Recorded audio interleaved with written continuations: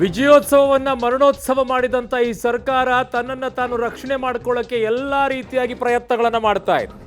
ಕಾರ್ಯಕ್ರಮ ಮಾಡಬೇಡಿ ಅಂತ ಅಧಿಕಾರಿಗಳ ಸಲಹೆ ಕೊಟ್ಟಿಲ್ಲ ಅಂತ ಹೇಳ್ತಾರೆ. ವಿಧಾನಸೌಧ ಬಳಿ ಏನೂ ನಡೆದಿಲ್ಲ ಅಂತ ಹೇಳಿ ತಮ್ಮನ್ನು ತಾವು ರಕ್ಷಣೆ ಮಾಡಿಕೊಳ್ಳುತ್ತಾರೆ. ಕಾಲ್ ತುಳಿತ ನಡೆದಿರೋದು ಸ್ಟೇಡಿಯಂನಲ್ಲಿ, ಅದು ನಮಗೆ ಗೊತ್ತೇ ಇಲ್ಲ ಅಂತ ಹೇಳ್ತಾರೆ. ಅದು ಕ್ರಿಕೆಟ್ ಅಸೋಸಿಯೇಷನ್ನವ್ರು ಮಾಡ್ಕೊಂಡಿರೋದು, ನಮಗೆ ಗೊತ್ತೇ ಇರಲಿಲ್ಲ ವಿಚಾರ ಅಂತ ಹೇಳ್ತಾರೆ. ನೀವ್ಯಾಕ್ರಿ ಮುಖ್ಯಮಂತ್ರಿ ಆಗಿದ್ರಿ? ನೀವ್ಯಾಕಾಗಿದ್ದೀರಾ? ಏನಾಗ್ತಾ ಇದೆ, ಏನು ನಡೀತಾ ಇದೆ ಅನ್ನುವಂಥ ಮಾಹಿತಿ ನಿಮಗೆ ಇಂಟೆಲಿಜೆನ್ಸ್ನವ್ರು ಕೊಡ್ತಾ ಇಲ್ಲ ಅಂತಂದರೆ ನಿಮಗೆ ಮುಖ್ಯಮಂತ್ರಿಗಳಾಗಿದ್ಕೊಂಡು ಏನು ಮಾಡ್ತೀರಾ? ಅಲ್ಲಿ ಇಂಟೆಲಿಜೆನ್ಸ್ ಯಾಕಿದೆ ನಿಮ್ಮ ಬಳಿ ಆಗಿದ್ದಾಗ?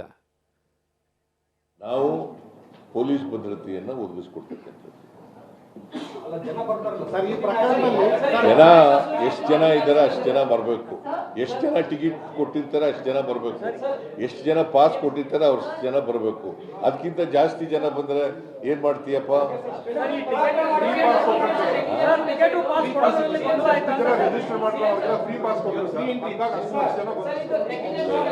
ಪಾಸ್ ಕೊಡಲ್ಲ.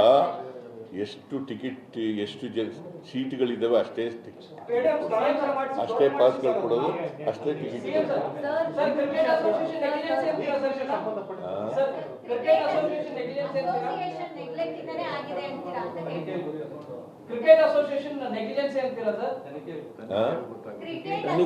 ನೋಡ, ಈಗ ಮ್ಯಾಜಿಸ್ಟ್ರೇಟ್ ಎನ್ಕ್ವೈರಿ ಮಾಡ್ತಾ ಇದೀವಲ್ಲ, ಅದು ಏನು ಬರ್ತದೆ ಅಂತ ಗೊತ್ತಾಗ್ಲಿ.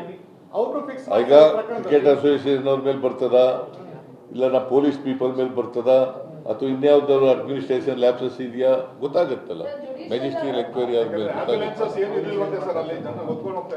ಮ್ಯಾಜಿಸ್ಟ್ರಿಯಲ್ ಎಂಕ್ವೈರಿ ಆಗಕ್ಕೂ ಮುಂಚಿತವಾಗಿ ನಾನೇ ಎಲ್ಲನೂ ಹೇಳ್ಬಿಟ್ಟು ಈಗಲೇ ಕೂತ್ಕೊಂಡು ಹೇಳಿ ಅಂತಂದ್ರೆ